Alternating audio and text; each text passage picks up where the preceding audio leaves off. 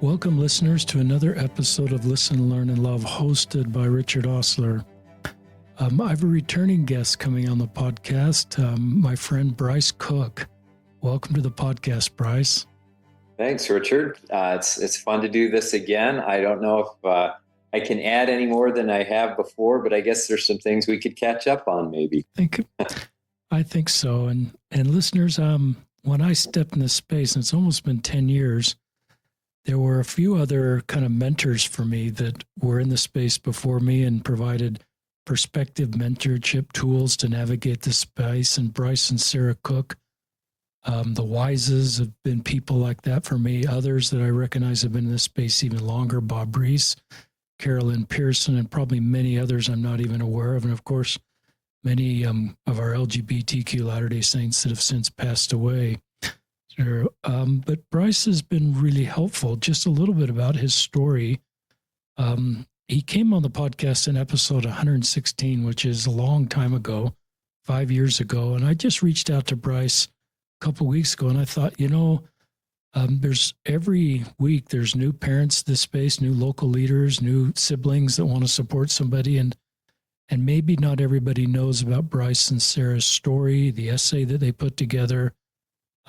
Being parents of two gay sons. So I just wanted Bryce to come back on the podcast and share a family update. His overview, I've seen his outline. He's going to let you know about his family background. And part of that is a letter he got from his son Trevor in 2003, opening up about being gay. So Bryce has been on this road, and Sarah, for 2 decades. Bryce is going to talk about All Arizona, an LGBTQ support group in Arizona. Bryce lives in Mesa. Bryce is going to talk about that same son, Trevor, being married to his husband, Ben, and just that beautiful love story and the support and just how that came to be. And then Bryce is going to talk about an essay he put together. We'll put that in the show notes, but it's very helpful for me as I read that, and help me better understand how to support LGBTQ individuals and families. And then how families cope today. So that will be a final segment. Professionally, Bryce is a forensic accountant and say that last word again, economic? Economist. I should know that since I'm a business major. Graduated from BYU and then got a graduate degree, MBA from Arizona State.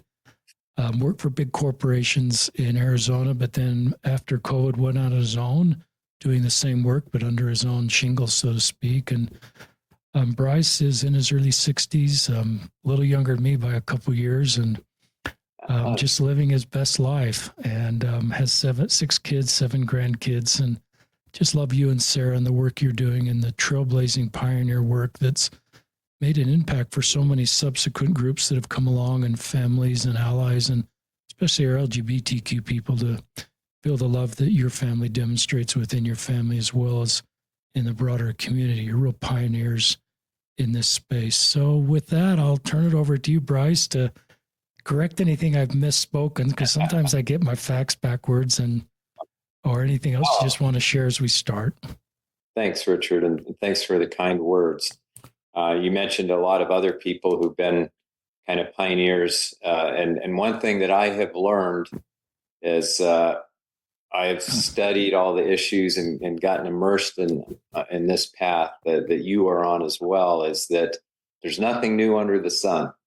As it says in Ecclesiastes, that, there have been people going back to the 90s that have addressed these same issues and gone through these same experiences and talked with church leaders about the very same thing. It's pretty amazing, like I think of Gary Watts. Oh gosh, yeah. I don't remember his wife's name all of a sudden, but he was truly a pioneer in this area as well. But that's a terrific one to mention, because yes. I know they've written a book, and of course, the book is really good because it's his personal interaction with the highest church leaders, members of the Quorum of the 12, because he had friendships, personal acquaintances amongst some of them, and so that's I highly recommend that book. So yeah, if you want to jump in, I'll share a little bit about our background again and how I got involved in this space, and hopefully it will have some interest or value to others who might listen to this. So, as you mentioned, we have 6 kids, and I apologize that my wife, Sarah, isn't able to join us. She was on the podcast the last time we did this, and I like to have this be a joint story, but she couldn't make it, so I'll have the duties to share the family story. But Sarah and I met at BYU. I was fresh off my mission, and we were in the same apartment complex, and it was in many ways a typical BYU love story. Met in August, engaged at Christmas in December, married in April. So, fairly quick. And then 6 kids came quickly thereafter, including twins. So 6 kids in just over 6 years. It was pretty amazing. But our family was always super close. And, we raised them solidly in the church. Both Sarah and I come from very strong church member families, and we wanted to raise our kids the same way. So we did family home evenings and tried to do scripture study the best we could. All the things that we were encouraged to do, we did, and we felt there was great benefit in all that, and felt that it would make our family better and stronger, and that was the only way to happiness. That was sort of our feeling.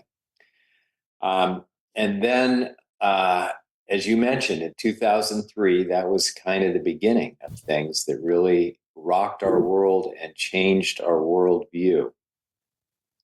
So Trevor was a freshman at BYU. He's our oldest of the 6 kids. He had just turned 18, and before he came home for Thanksgiving, he sent us a long letter. And I remember reading that letter. I got home from work, and I'd saved it until that night to read it because I saw it was long, until right before bed. And that's when I usually do a lot of reading and catch up on things. And so this wasn't it. Was this an email or a mailed letter? I'm trying to remember now, because he did like handwrite things, and I've got the letter. I'm pretty sure it was email, but I had printed it out because it was a hard copy. Actually, now that I think of it, he typed it out and sent it as a hard copy. Wow. Yeah. So he mailed it in the post. Wow. That's right. I remember taking it out of the envelope and seeing all the pages. And so I began reading, and then I get, I'm kind of concerned because it's like, Mom and Dad, I've got something to tell you. And I'm like, oh my gosh, what's going on? And then boom, I have same-sex attraction. And that, Richard, was the biggest punch in the gut, because one, I had uncharitable and unkind feelings towards gay people, and was not afraid to express that. And I think a lot of it is the culture and the generation that I grew up in, and I'm sure that you did. And also the political atmosphere of being in a very conservative church and a very politically conservative family and location. Just, you absorb all of that, and there's some bad stuff that gets absorbed as well. And so I confess I was homophobic. And so when I saw that was probably one of my greatest fears, is that I would have a gay kid. And there were times when I wondered if, because of my uncharitable feelings, would God ever do that to me? Would Heavenly Father send me a gay child? And then boom, I see that in the letter, and it's like my heart just broke wide open. And so I just kept reading, and then saw all the super difficult experiences that Trevor had gone through. And he's a super high achiever, just like immaculate grades, both in school and in church. He was in all the leadership positions. Everyone looked up to him and loved him. He was just an all around good kid, really faithful, moral, honest, just in every respect. He was an ideal son. And so something didn't square with being gay and having that kind of character, at least with the way that I thought gay people were. And so seeing all of what he had suffered, and feeling like he felt like he was a failure, and that he wasn't measuring up, and that he wouldn't, be able to do everything that we expected of him necessarily. But yet at the same time still was very committed to the church and planning to serve a mission, and that he would be obedient, and whatever God required of him, he would do. So anyway, long story short, rocked our world, changed our thinking about what it meant to be gay, and started us off on a lifelong journey. So moving ahead in time, because Trevor was away from home, at BYU, and then that was a mission, and then BYU again, and then an internship after a postgraduate fellowship in China, and an internship there. We would see him at holidays, and but we would never talk about that in depth, and so we didn't know a whole lot what was going on. And he didn't come out publicly at all. He was just something. He was going to keep silent, at least for the time, anyway. So it was in 2011, 8 years later. He has this postgraduate fellowship and then an internship in China. And so before he came home, we planned a really big trip, Sarah and I, to go out and tour around to various places. And as part of that, I'm a real outdoorsy, active guy. So I planned in some big treks, in various parts of China where we were out in the middle of nowhere. And so it really was good to just have solitude and being in beautiful nature and in the mountains and stuff, where we could just really talk. And so about midway through, when we're in one of these big treks, he says, "Mom and Dad, we need to talk about this subject again." And we're like, "Oh, okay, yeah, that's good." And we didn't know if maybe this was just like it'd been a phase, or he pushed it down and maybe everything's going to be okay, and he can still marry a woman and everything. But he said, "Mom and Dad, this isn't going away. This is just part of me. This is, I've accepted that I'm gay. And along with that, I want what you and Mom have. I want a relationship with someone that I can love you know, and be in a companionship for the rest of my life if it works out that way."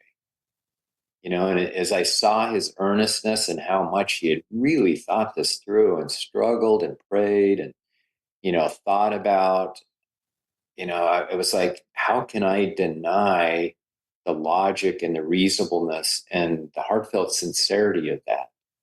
And even though I knew what the church's position was, and what that potentially meant for him and for us if we totally agreed and accepted that, I just couldn't deny that to me at that time felt right. I couldn't object to it. So that's the first kind of difficult position that it puts you in, especially if you're a gay person who's a member of the church, but also a family member, who agrees with or supports that sentiment. And so I didn't know what that meant exactly, or how that, what would transpire from there. But I thought, well, we can deal with this as a family. And so Sarah and I became reconciled to it, and we were at peace with it, and we had continued to study and talk to other people who were on this path. There weren't a whole lot that we had other parents that were open, or that would talk about this kind of thing. But, where we could find people or read experiences, we became reconciled to this, and we thought, we'll just be silent. This will be our little family thing, and we'll support and love each other, and, just be kind of quiet about it. But the interesting thing that happened is that I guess you would say, the spirit, whatever promptings or inspiration I've ever felt in my life, I felt so strongly. They would not let me rest. I just felt, no, I'm not allowed to be silent. I've gained some knowledge and some insight that is really needed, in our community, in our church community, and to help others, to help educate others in the same way that I had a change of heart. There are other people that felt the same way I did, and they need to have a change of heart, because there are kids and youth that are suffering like Trevor did. And it's needless. All we have to do is, understand that this is a real thing, that it's not some made up, plan of Satan to bring down the family and society and culture, which is kind of the way I used to think. And so, as what happened is, when Trevor came back from China and had began looking for a job, he finally came out to the rest of the family in 2011. And that was kind of a big shocker to everyone, but in some ways it wasn't, according to some of our kids. And then he also came out to his YSA award. He said it wasn't really planned, but I think it was in kind of the classic in a testimony, just sharing his life experience, what the atonement meant to him. And so then we knew, and this was really particularly scary to Sarah because she was so protective of the kids in our family. And she was really worried about how would church members treat us and how would they treat our kids? She was really worried about that. And, I tried to reassure her. And I said, I shared the feelings that I was having, that we couldn't be silent, that we needed to be proactive and start sharing our experience. And I'd run across a website by a man by the name of Mitch Main. He's one of those pioneers in this area, a gay man who came back to the church and was part of the bishopric in the Bay Area as the executive secretary. And he had a blog.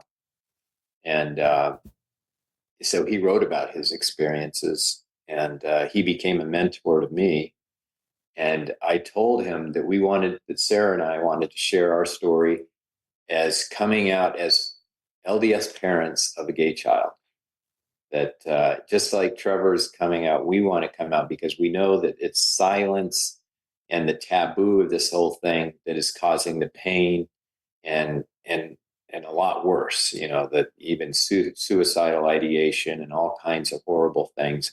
And it's because it's one of those things that if it's kept silent and just thought, ill of, it will just keep perpetuating this kind of all this bad stuff. So we told him we wanted to come out and share our experience in a big blog post, kind of a coming out post. And so we did that, and it got shared on Facebook, and it sort of went viral back then, to the extent there was viralness. So it was really scary for Sarah, but it was a good thing. And it started us on this road of, okay, well, what do we do next? Because again, I'm having these promptings. You've got to do something in this space. You've got to make something happen. And so Trevor had at the same time been thinking of things that he could do as well. He felt like he wanted some support group or social group where he could go and meet other gay Mormons. So he didn't just feel like he was the only gay Mormon in the world and that all they have is reading blog posts, because that's back then everyone was reading gay Mormon blog posts. And he said it would be great to talk to people in real life, and see what their experiences are like. And so he met another guy who was in medical school here by the name of Brian Hendrickson. Great guy. And they talked about how they could start a support group. And so they came to us and said, hey, Bryce and Sarah, how would you feel about being a host? If we bring people together once a month to, just for discussions and as a support group and socialization. And we thought that's a great idea. Let's do it. And so that was the beginning of what became called All Arizona. And, at first it was just 12 or 15 people sitting around our kitchen table, having pizza and talking and sharing experiences. And Sarah and I, we just decided whoever comes through our door gets a big hug, and they're going to feel like they are loved and accepted no matter what their path or journey. The purpose of All Arizona is not to be a church substitute. We aren't going to teach doctrine or, we don't judge worthiness or anything like that. We are just going to be a place where our fellow gay members can come and feel loved and accepted by this Mormon family. And, maybe in a home similar to what they were raised in, where maybe they don't feel so welcome, but in our home, they're going to feel loved and welcome. So that was sort of the the beginnings of All Arizona, and it just grew from there. And many other families helped out. Emily and Nathan Curtis were a host family. Jonathan and Rachel Manwaring, Eric and Liz McDonald. These are all names of people you probably know, and I could go on, but just so many great people who stepped up. But it took time too. I'll tell you, back then, Richard, it was interesting because we'd meet some of these young gay men. Many of them, probably most of them, actually were return missionaries, and some gay women too. And they could not talk to their parents about their situation. Some to the extent where they felt hostility, and those were the worst cases. But even in the cases where the parents said, "We love and accept you," but it's like, "Don't talk to us about this. We don't need to know that. We don't really want to talk about that." I just thought, how can you have a relationship where there is something so big and monumental that's part of their life, but they don't want to know anything about it, or can't talk about it? And that was just so sad. And so to see people like that come through our door and be able to just be themselves and admit that they were gay, and talk to other people and know they're not the only person in the world or in the church, that are gay, it was amazing. I mean, just it's like a light would come on with people, and they could be themselves. And so some of those discussions we'd have in those meetings were some of the most spiritual meetings I've ever been in and attended. They were really beautiful. And over time, it kind of evolved, and like in the last few years, the church has made a lot of progress in terms of acknowledging and teaching on this subject, as far as, we need to love and accept our LGBT members. And there's, of course, room for improvement, but it's miles ahead of where it was back then. And so it evolved to more of just a social group, kind of like a YSA. We thought of it as a YSA, family home evening type group, with games and treats and sometimes various activities. So just a really fun group. And we gained far more than we ever gave in terms of friendship and the people we met who we consider family. Just it was a great experience. And the only other part of all that I have to mention here before we go into the next topic is the conferences we did. Someone said, "You need to do a conference." I think it was Randall Thacker. It was Randall Thacker, who at the time was president of Affirmation, and he kind of resurrected Affirmation, which had kind of, that was the oldest and largest Mormon LGBT organization at the time. And it was kind of falling out, and he brought everyone together. He's an amazing man, and just a great guy. And he kind of put me up to it and said, "You need to do a conference down there in Arizona." So anyway, we started doing conferences, and we've had a lot of great speakers over the years. Steve Young and his wife, and Claudia and Richard Bushman, Terrell and Fiona Givens, Ben Shalati and Charlie Bird most recently. So that's been a great thing. And initially there was kind of some opposition from the church, and I tried to be very transparent and open. When we started on this journey, I think I was still on the High Council, so I had to be kind of sensitive, because even though I had these promptings to share our experience and everything, I had to be sensitive. And then I was released from that calling, and I was the Young Men's president, so I felt more comfortable being open.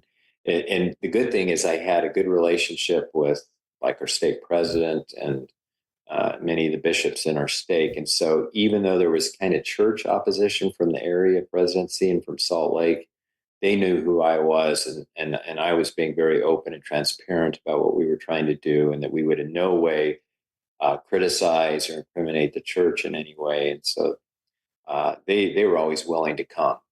Very grateful for my stake president and bishop, who were always willing to come to the conferences and support. So that, I think that's sort of all Arizona. And then the big news was this last conference, we kind of transitioned it over from all Arizona to the Gather conferences, which is Lift and Love. And you're part of that, Richard, with your Listen, Learn, and Love organization, I understand. So we're excited about the direction that they're taking that. After hosting 10 conferences and putting on 10, we felt it was time to maybe transition to someone else and take a break. Just a couple comments. Yeah. I love what you've done with All, and I've been there 3 times. The third time was this last time, and as you transition, but I thought the standing ovation you got, you were kind of embarrassed by that, I think, but I can't remember if Sarah was there, but this standing ovation would be for both of you and all those involved in All, and putting that together. And I just sort of started to close my eyes and think of all the queer Latter-day Saints that you've blessed, that you will probably never know the totality of what you've done in your home in those discussions, and just the hope that's generated as people able to have a safe place. And that doesn't show up on LDS tools as a calling, but it's part of your baptism covenants that you felt deeply inspired to follow, to bless, to bring hope, to minister. Christ was the best example of that when he went to those that feel on the furthest of the margins and helped them feel loved and included. In the way you talk about the culture of your home as you did that, and then in the All Conference. It's great work that you and Sarah have done, and others that you mentioned that have been part of that. Many of those families you mentioned, I recognize their names and love them. Yeah.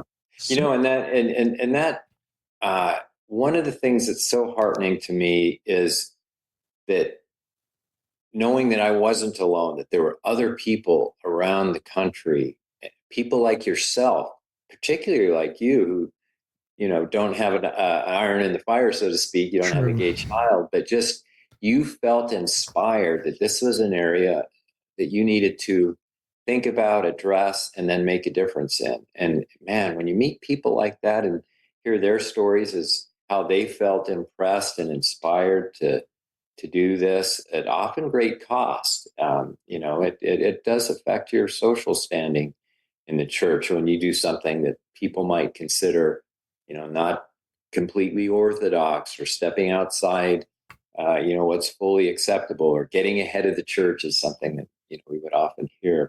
And we always tried to be respectful and do it in a way that, again, wouldn't in any way cause criticism of the church. We wanted to be honest, and we always encourage people to be honest about their experience.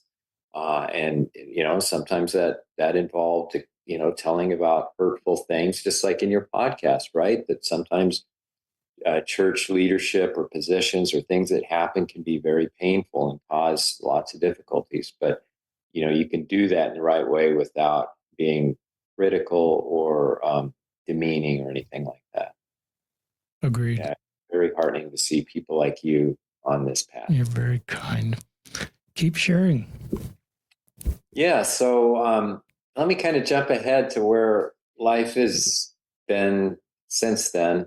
And then I do want to talk about the essay in our kind of as we wrap things up, and then kind of where we are today and what I see families today in this space, how they're coping. But I have to catch up on our oldest son, Trevor, since we've talked about him a lot. And I felt to mention that when Trevor came out in 2011 to the rest of the family, our third son, who is one of the twins, we have a twin son and daughter, he had just gotten back from his mission and he was at BYU.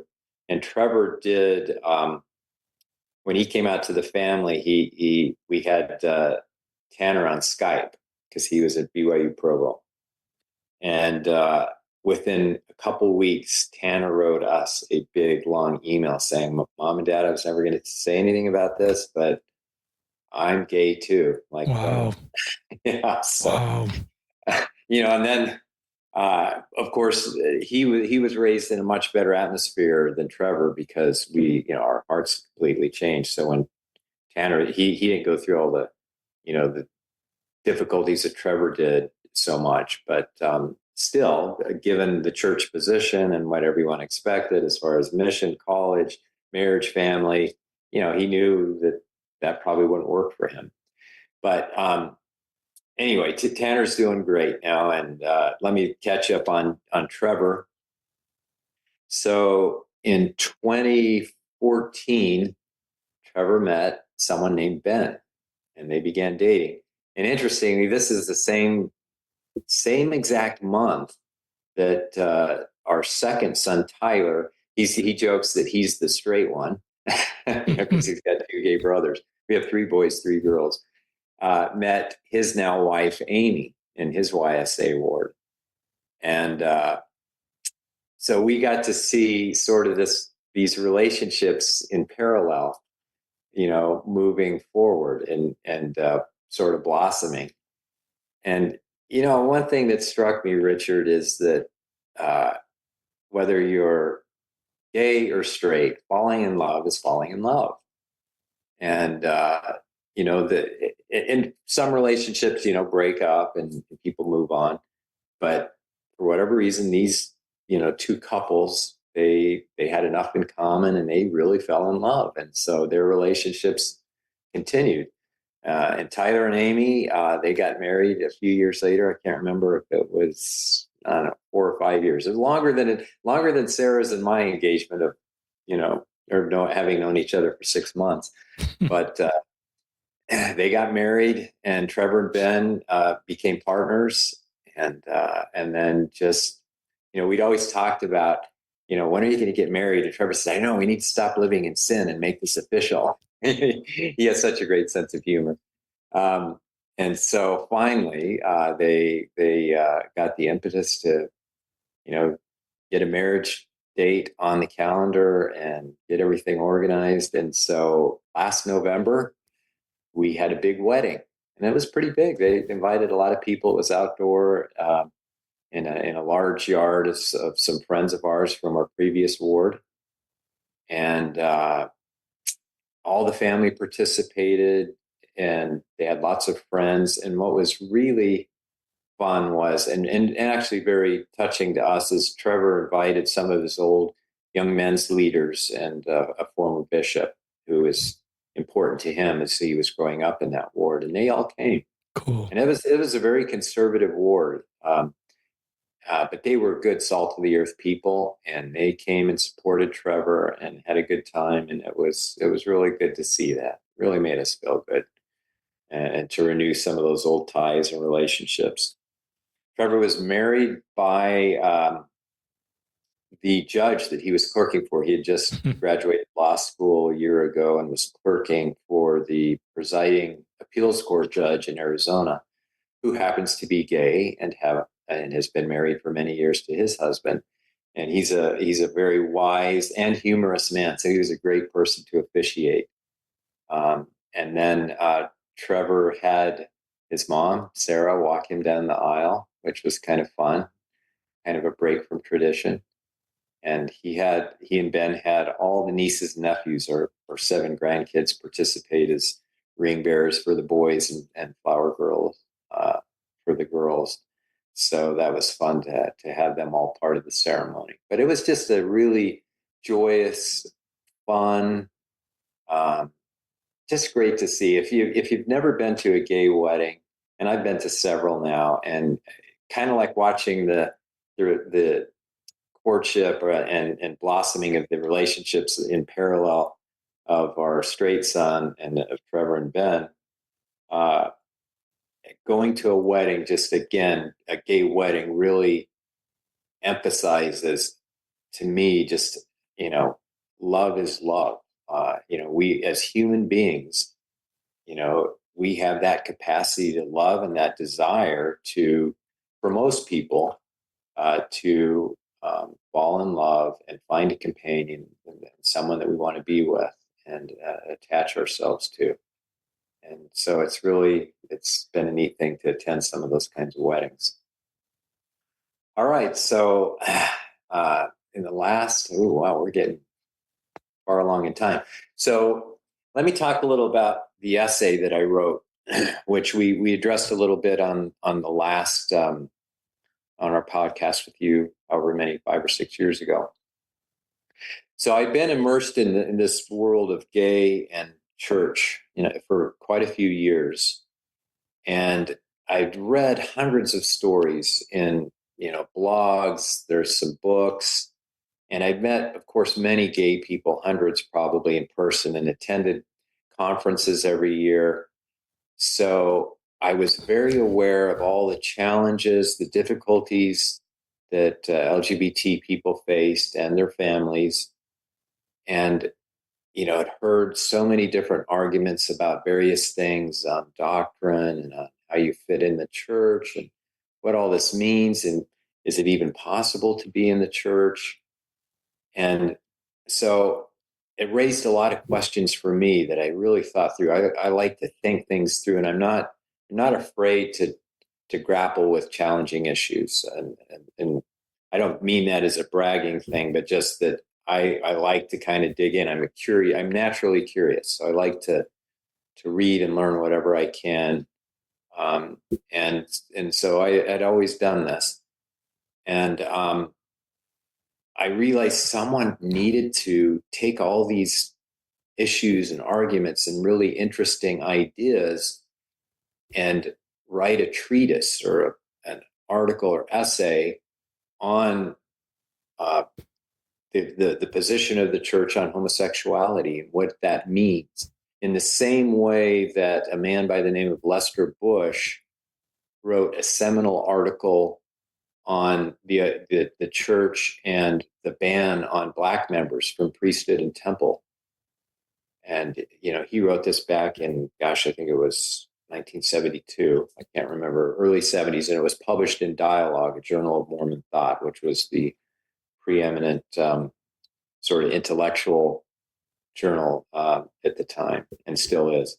But yeah, that was a seminal article that supposedly had influence on church leaders, including President Kimball, and led to, it was one of the things that he really considered and studied as he, reached the conclusion that he did on that issue. And I thought, we need the same thing for gay people. Someone needs to be a Lester Bush and write this seminal article that will really make us kind of reconsider, why do we do it this way? And so I kept waiting for some smart person to do this, like Lester Bush. And I thought, I'm not the person to do this. But finally, again, I guess whether it was inspiration or whatever, just kept pushing me. I sat down and started banging away on the computer, and over the course of a couple of years and working quite a bit, finished this essay in 2017. I think it was April of 2017. And before going live with it and publishing it on a website, I sent it to a number of people, gay people in the church, some who were out of the church leaders that I knew local. I sent one to you, of course, because I trusted your opinion. And there was a certain general authority that I got to know that I trusted and who was very, had a lot of sensitivity, and I thought really kind of supported. Well, he had explicitly supported what Sarah and I had done in starting the All group. And he said, we can't say this publicly, but he said, you are doing God's work. And so I thought, here's someone I can trust to review my article and give me any thoughts. So anyway, I got good feedback and went live with it in April of 2017 on a website. And then it kind of went viral again. It just got passed around. And then Dialogue, a Journal of Mormon Thought, I was contacted by the editors there that they wanted to publish it. So they published it in the summer 2017 edition, which was a great honor. So anyway, it was great to see this coming out, because let me just give you some of the thoughts that I had as I was putting this article, creating and preparing and drafting this article, some of the thoughts that provoked it. So one was, on this journey of meeting so many gay Mormons, and by the way, let me just do a little disclaimer here. I know I'm using the term Mormon, and my website is MormonLGBTQuestions.com. Let's see, let me make sure that, MormonLGBTQuestions.com. This was before Mormon was not an acceptable term, back in 2017. And so I can't change the website. I mean, I could, but you would lose a lot of whatever the already the hits and the search engine stuff. It's all tied to that.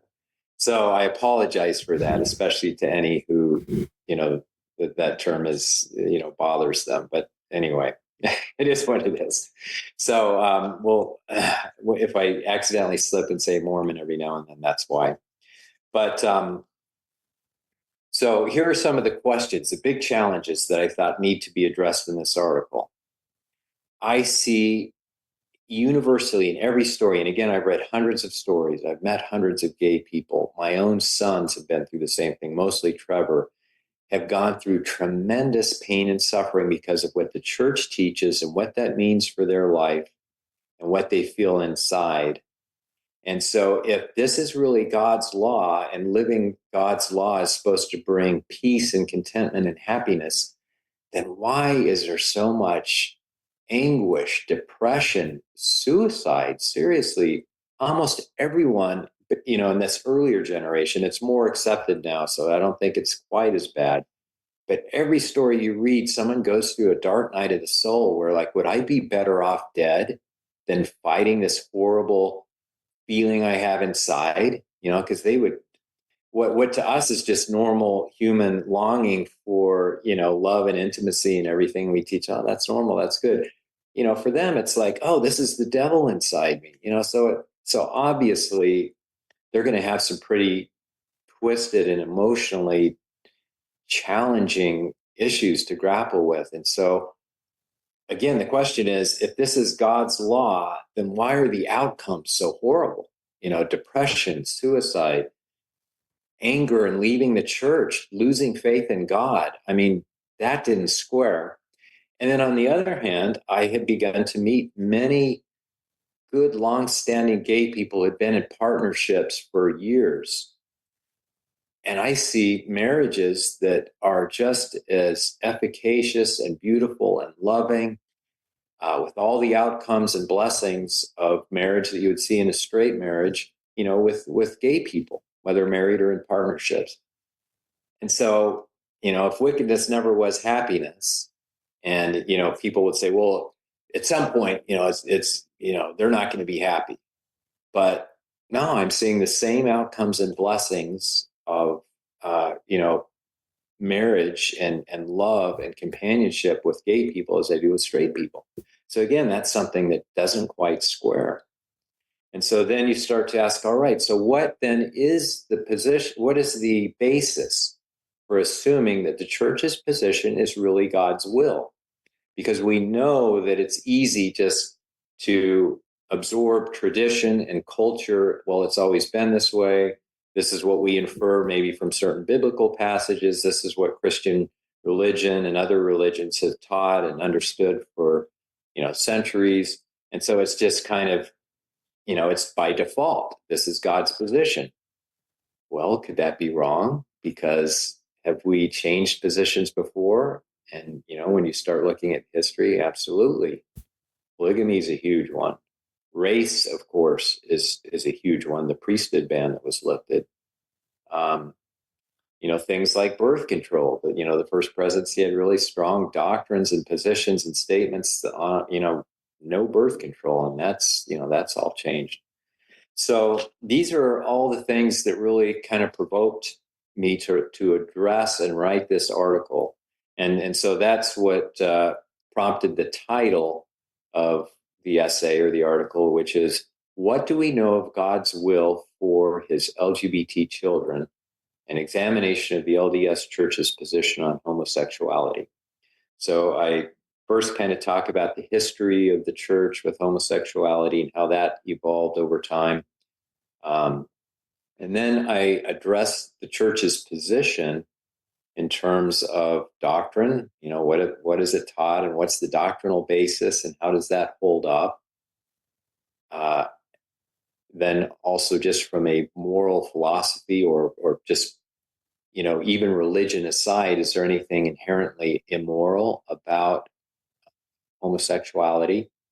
And then the third is from an empirical perspective. That is, what is the actual outcome and result of homosexual acceptance and or marriage or relationships. And those are kind of the things that I talked to you about, where you have all these negative outcomes of people trying to, live the church's law, which is completely opposed to who they are internally, what they feel inside. And also at the same time, the positive outcomes that you see with people who are happily married in gay marriages and partnerships.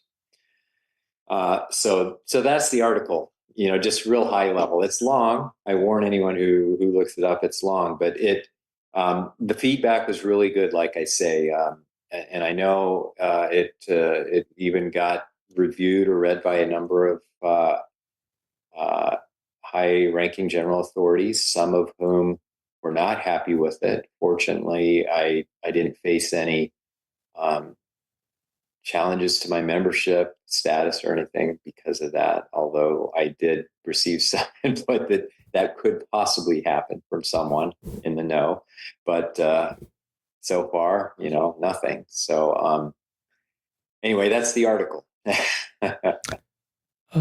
The article's terrific, and I haven't read it in a few years, but you're reminding me of it, and we'll link to it in our show notes, listeners. I think I'm just, we kind of have this culture where we wouldn't ever talk, the doctrine might change. We kind of have this vernacular, the doctrine's never changed, it will never change.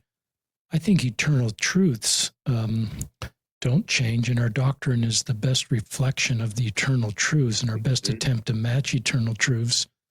But for me, our doctrine has changed, like you point out in those examples, and it could change in the future. And for me anyway, I think it's fine to talk about how that might look, like you have done. And I think that's what Lester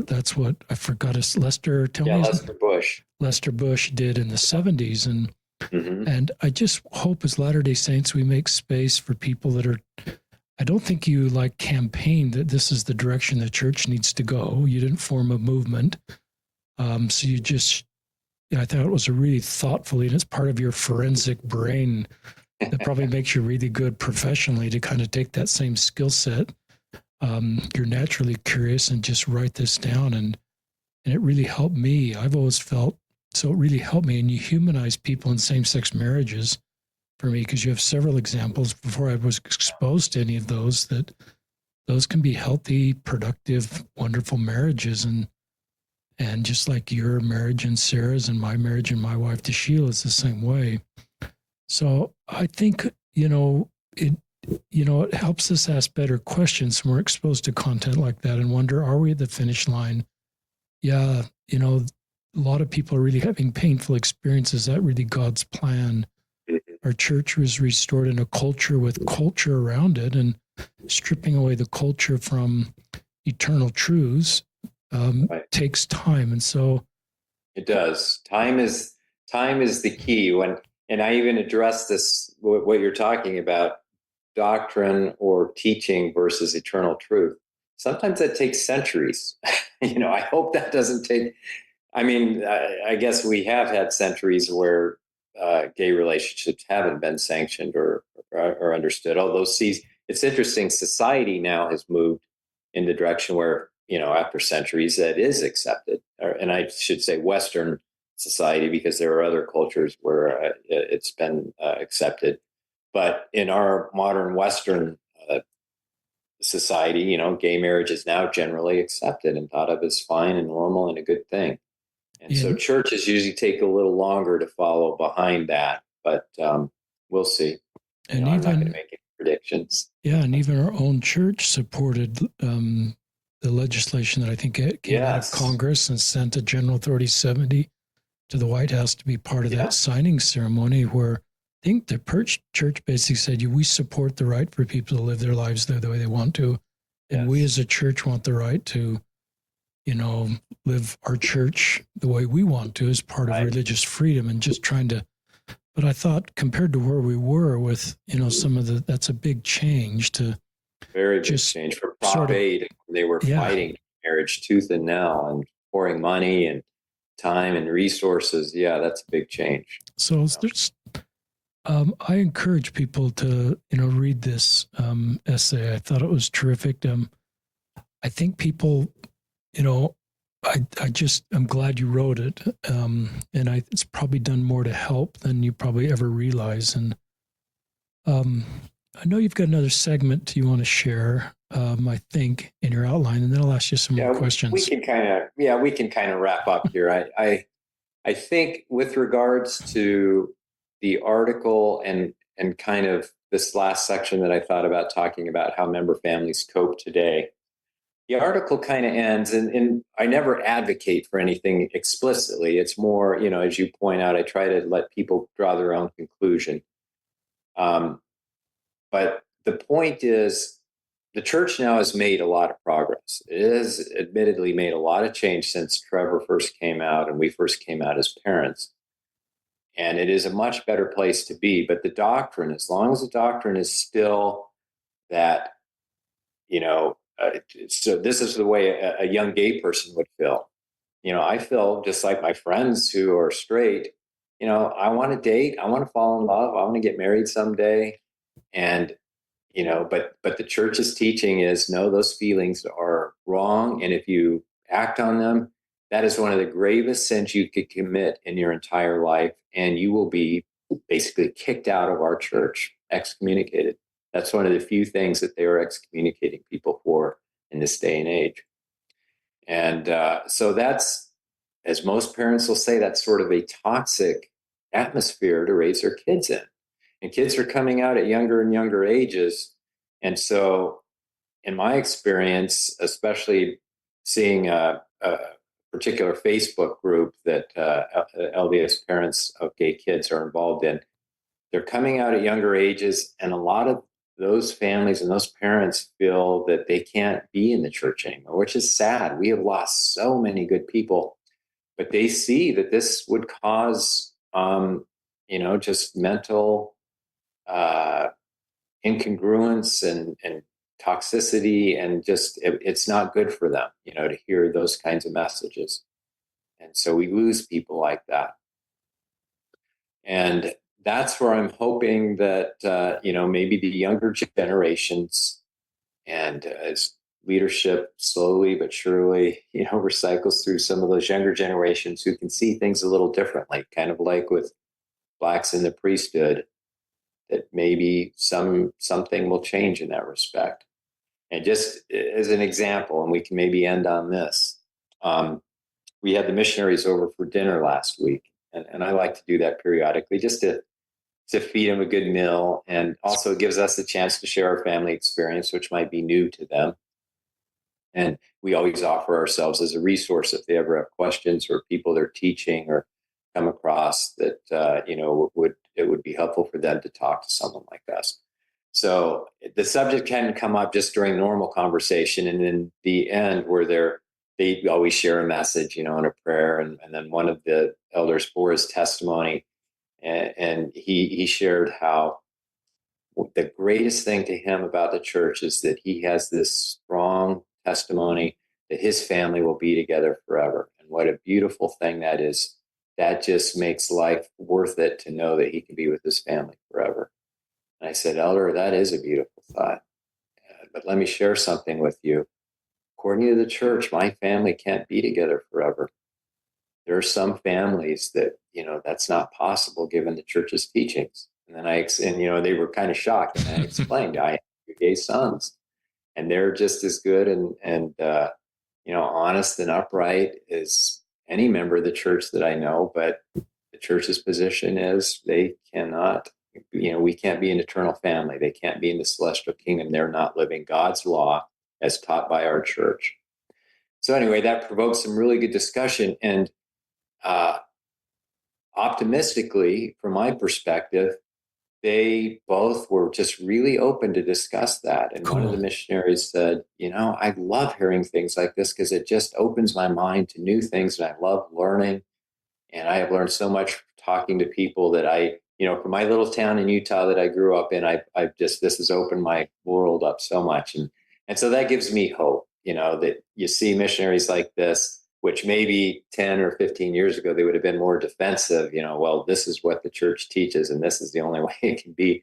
They were just kind of open and kind and tactful the way they understood and addressed things. And anyway, it just gave me more hope seeing young elders like that. I love that story. Just, your willingness to continue to engage in the topic and continue to be engaged in the church in the way it works best for you and Sarah, and to have these kind of discussions. That's a discussion those two missionaries remember for forever. And someday they may get a letter from their quote unquote Trevor, and they will have better tools and better understanding, and it may keep them curious between now and then. I've got one of the things you coined for me that I will never forget is double bind. I explained that because that was so helpful for me. And I don't think I coined the word. So just to, credit where credit is due. But the double bind is, for a gay person raised in the church. And I know I've said LGBT, and I haven't said much about trans, and even my article has LGBT in the title, but I must say that I haven't dealt with trans issues there.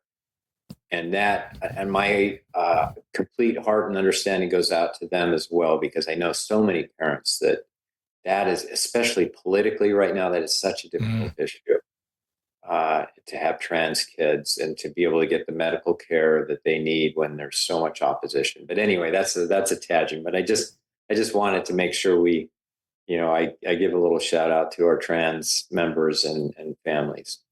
But the double bind, and this applies to gay and trans, you're raised in the church, and you can either live the church's teachings and therefore stay in full fellowship in the church, but then you lose a piece of your humanity. For a trans person, that's, who they feel that they really are, different than the way they were identified at birth. They can't be that way without losing their membership in the church. So they have to give one thing up or the other. For a gay person, if they want to be in full fellowship in the church, they give up a life of companionship and intimacy and, companionship with someone that they would be naturally attracted to and could fall in love with. And so then on the other side of the coin is that they say, okay, I want to, fall in love, or I want to live, according to the gender that I feel inside. Then they have to give up the church. So they don't win either way. That is the double bind. They don't win either way. They lose something precious. And it's a horrible, and again, that I think amplifies why it's so difficult for a parent who has a younger child that comes out to want to submit them to that bind that they would feel, being raised in the church and hearing those teachings. That's really helpful for me. Talk about, you've, like me and you, we both, since you've been in this space longer than me, seen really good LDS families leave. Terrific parents that have queer kids, queer Latter-day Saints. How should we treat people that leave our church? Yeah. You've got friends that have left our church. Right. I do too. And honestly, a lot of our friends and acquaintances in our position, fellow parents of LGBT kids, we're one of the few that still are kind of hanging in there. And I won't say our level of commitment and engagement is the same as when we were growing up, but we still enjoy attending our ward and fellowshipping with our members, our fellow members, and we feel generally welcomed and accepted there. And plus, we do want to make a difference where we can, because we know that every ward has a handful of gay kids that are coming up through primary and young men's, young women's that maybe aren't out. I would say every ward has 5 to 10 at least, given the statistics. And so if we can be a safe space and someone that people feel comfortable, with these kids, then that's another reason we kind of hang in there. What makes it so difficult for parents is, that end up leaving. Well, I guess your question was, how do we treat them? We treat them like Jesus would treat them, right? One of the things that I love about Jesus is in one of the chapters is, and I think it's in Luke, where it says something to the effect that the sinners, the publicans, the sinners, and the harlots came to hear him and listen to him, or something like that. It was when he was teaching. And you just have to think, why are they so comfortable with him? Why did they love to surround and be with him all the time? A religious person.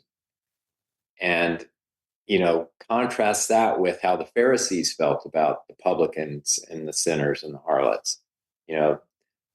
Those sinners were dirt. They were nothing. They were to be cast out, by the religious leaders of the day. But Jesus, they felt like they were worth something. They felt like they were valuable, even if they were no longer part of their local synagogue or whatever.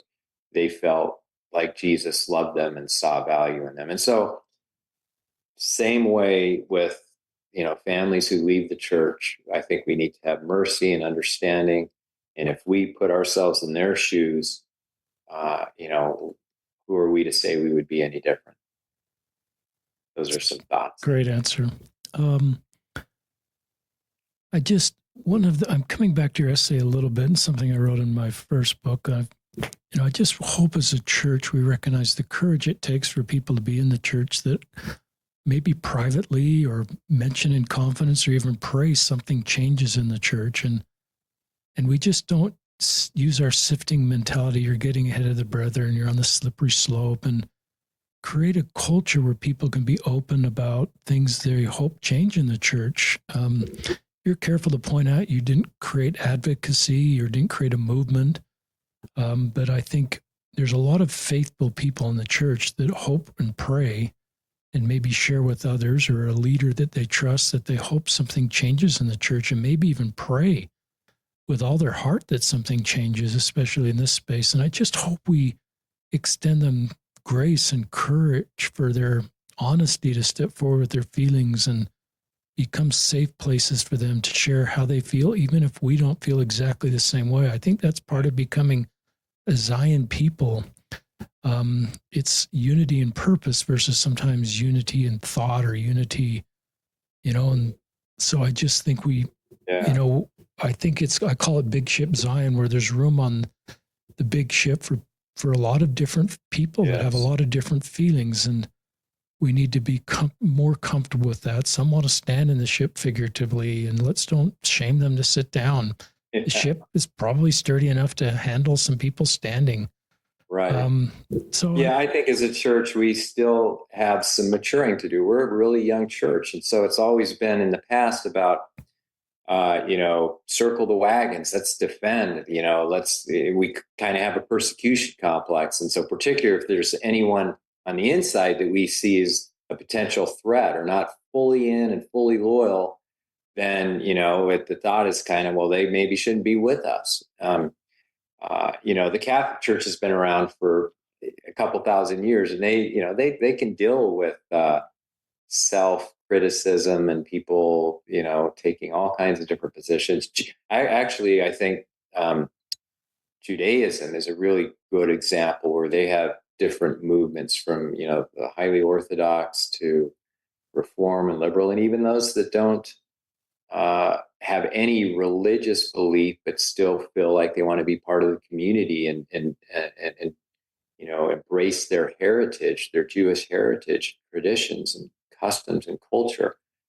And, I'd love to see our church be able to do that. And I know some will say, no, you can't. Our church is based on truth claims. And if you don't accept those truth claims, then you have no reason to be involved. And I recognize there are arguments both ways there, but I do believe we have room for growth and maturity as a young church to not be quite so concerned about, having a defensive posture to the extent that we end up driving people out or people feeling like they don't fit in. Yeah. I'm going to go back to Trevor when he came out in that letter, the mailed letter from Utah to Arizona. Way to go, Trevor, for doing it that way and sharing your heart and thoughts and getting it out that way. But it sounds like in a lot of families, when that happens, there's an initial conversation. And then the general parent assumption is, I'm not going to talk about this unless the the kiddo wants to talk about it and they don't want to. Maybe that's part of the parents being uncomfortable or hoping it'll go away, or if you continue to talk about it, sort of cements this. Um, my guess is you would, knowing what you know now, you would have handled. I'm not saying you did anything wrong here, but I'm guessing you would, if you could go back to 2003, you would stay more engaged and just ask Trevor, like, do you want to talk about this regularly? Or Yeah. so give advice to just parents that are for the first time getting, realizing they've got a queer kid. Right. Yes. I wish we had talked more about it. Like I say, it was kind of difficult because he was just not home a lot of the holidays. But it tended to be kind of don't ask, don't tell a little bit because it didn't come up. But Trevor was really good in the respect that he said, no question is off limits. You feel free to ask me whatever. And he was just so, understanding, no matter how stupid or awkward or unartful the question or the thought or idea or that, anyone had heard. And he did this with all of our extended family, uncles and aunts and everyone. He'd say, just come talk to me. And he would totally listen with respect and answer in such a good, tactful way. He's just really good that way. And not everyone is. But I think for the most part, parents, if they don't take the opportunity to talk to their kids and they just assume that the kids don't want to talk about it, and so there's this silence there, then they're losing out. Because I think the kids, and sometimes I've seen situations where the kids might initially even, especially some of the younger ones, say, I don't want to talk about it or whatever, but inside they really do. So the parents kind of have to be clever or artful in the way they bring things up, just in the moment or talking about certain things. They can coax their child to be more open. But I think communication, no matter what, communication is the best policy. Don't ignore it because that is a huge part of your child's life and they need to talk about it. They really do. Even if they express initially that they don't, they do need to.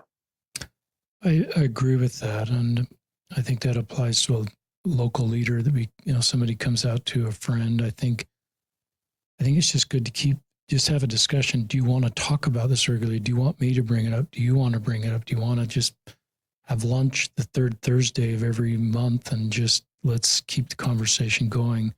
One of my guests coined the term vulnerability hangover. He came out in elders quorum and then that whole week he regretted coming out because he was so vulnerable and the experience was good, but going back to elders quorum was really scary for him. And a couple of people just intuitively knew that he needed to continue to feel, instead of no one talking about it, a couple of people went up to him and just said, you were so courageous last Sunday to open up about being gay and just thinking of you. So I think there's a principle of that, that is really helpful as people come out. And younger parents could even, I've never had a podcast parent share this, but, role model with their kids as they're raising up and teaching about sexuality. If you feel you're not straight, this is how I'll respond.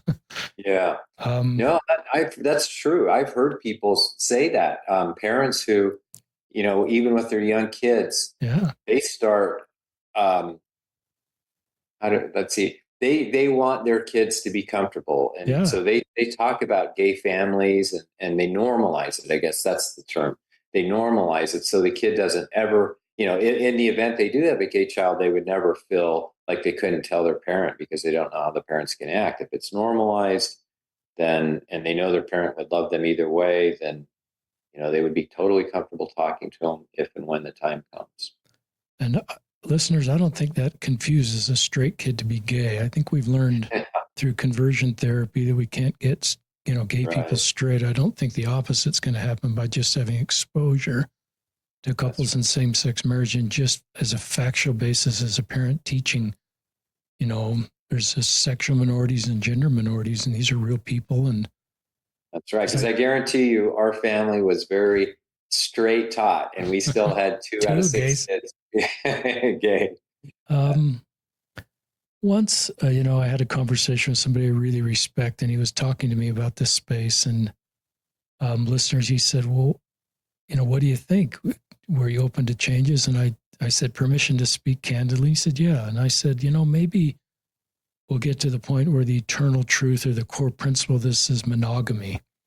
And that's really what we're looking for here as a church and a society, for people that want to have a companion.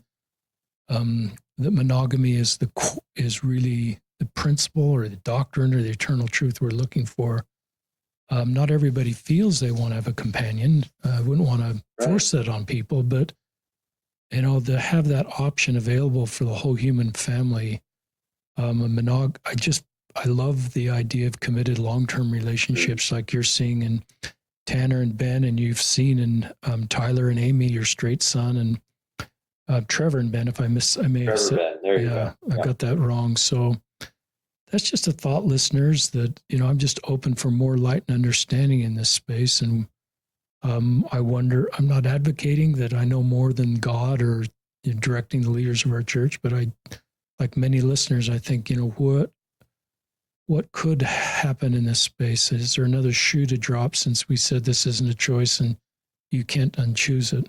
I also think of back to your point about Jesus, he created this culture and that people were safe opening up about the realities of their life. And I just love, parents doing things to that, local leaders, and often it's saying kind things we usually don't say kind things about. Somebody in a different political party, somebody that separates himself from the church, somebody that's queer, somebody that's a illegal immigrant.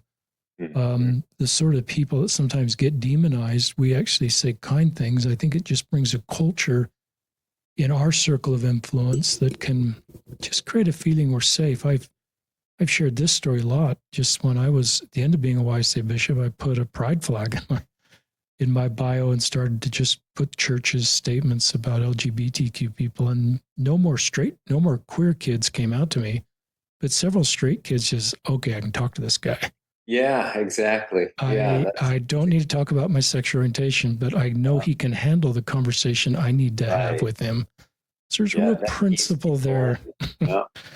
Talk about advice for those that want to do something. So sometimes, Bryce, you see where people, just like you, had this really deep spiritual impression to do something, and you've done, all Arizona, which has probably been scaled to other cities as they followed your example, as well as the essay and all the conversations you've had. But what advice do you have to people who want to start something? You've done so, and I've done a podcast and written a book, so we've done things differently. But what advice do you have for somebody who wants to start something? Yeah. First, you need to find a gay person, if possible, that is really motivated to get a group going and sort of be like the social engine that gets people together and wanting to gather. And then the other part of that for the older parent side, like myself and my wife, is, provide a host, a home, a place that's fun to meet for games and food and things like that. That's one model to do it. I'm sure there's lots of other models, but that worked well for us. One question then is, do we try to do this with church blessing or under church, the auspices of the church? Generally, I think it's better not to. And anyway, I don't think the church is willing to do that yet. At least the latest that I've heard, I think, let's see, who was it? I can't remember, but someone had tried to start, and their stake was actually willing to support, but then the area authority said, no, not at this time. So I think it's just safer and better anyway to keep it separate from church. But if you have, like I say, I tried to, when we did it, I was very transparent and would give status updates to my church leaders, just so they never would have any reason to doubt my motives or think that we were going up on some weird tangent or, advocating anything that was, apostate or whatnot. So, all it takes is, if you get a core group, then I think people start to come in, and then it's just, basic, make sure you publicize, social media works great for that kind of thing. It is so much better to have a real life group, though, than just a Facebook group, which young kids don't do Facebook anymore anyway. But yeah, in real life is so much better. Online works and it fills in, places when people can't get together. But in real life is, I can't say enough about how that is important. And, especially for the people that feel like maybe they are, the only one out there to have them be able to come to a safe place and meet other people. It's just, it's a great thing. Other things you'd like to share that have come to your mind? Well, I think we've about covered it, Richard, and I think we've gone well over the time that we hit allotted. So hopefully we haven't put anyone to sleep. But yeah, I appreciate you wanting me on, and yeah, hope that anything that I've shared might be of help to anyone. And thank you, Bryce and Sarah. And I don't think I've met your two gay sons, Tanner and Trevor. Maybe I have at an all conference. I just can't remember, but yeah, they just, terrific. And I love what you talk about Trevor and all the, things he's done in his life. And he's in grad school and just the bright, capable man he is. And I'm glad he's got a husband and Ben and same with Tyler and Amy, that they have each other. It's sort of interesting that all came together at the same time and just have a beautiful family. Sometimes I talk about Apollo 13 listeners where, some LDS families may look at like the beginning of Apollo 13 where everything's crashing and we've got gay kids and got people not going to church and the mission's kind of becoming a disaster. But then Gene Kratz stands up, at least in Apollo 13 movie, he says, excuse me, this is going to be our finest hour. And I think this is the finest hour for Bryce and Sarah Cook. What you've done, I get a little tenderhearted to love all your kids. And from that letter that you opened with a lot of fear in 2003 to where you are now is just a beautiful family love story. And you've got thriving, great kids. And like your family and our family, they're not perfect and we're not a perfect family, but it's just a beautiful family love story. And then what you've done to bless the lives of others because of your son's courage to open about who they are. And it just gives me hope for the future. It's just a beautiful family love story and what you've done and your courage to step in the space. I kind of use the song, listeners, you've heard me talk about this. I'll go where you want me to go, dear Lord. I'll say what you want me to say. I'll be what you want me to be. I think that's in the reverse order. And that's really what you've continued to do your whole life, Bryce. And for this last chapter, ever since you started there's not an owner's manual. There's not a thing to download off the church website on how to do what you've done, but you've just taken the principles of the gospel of Jesus Christ, Jesus's teachings, and just applied that in this space in just a remarkable, courageous way. And it helps all of us to see what we can do in our circle of influence. And maybe for some listeners, it isn't to do anything big like a group or it's just to do what you can in your own family. And that's maybe the most important work is just help me, God, to know what I can do in my own family to support my queer kids or a local leader, the same thing, and be at peace that you don't need to do anything more than that. That's just, I think, how a lot of LDS families operate. Yeah. But we'll sign off now in the show notes. We'll link to the essay and what the website that Bryce mentioned that the essay's on, and you can Google Bryce Cook and learn, and there's just more content available. But I think the best thing is just go to the website you mentioned because all the content is there. And right. And just glad to know you and grateful for your role in my life and so many people's lives. And I'm glad I acted on my impression to get you back on the podcast and give us a little update. Well, hope that, is of value, and appreciate your friendship, Richard, and all that you've done. And thank you for having me on. All right. So this is Richard Ostler, who's trying to be a runner, and Bryce Cook, who's a serious bike rider and trying to stay alive in our 60s. Two old guys signing off for another episode of Listen, Learn, and Love.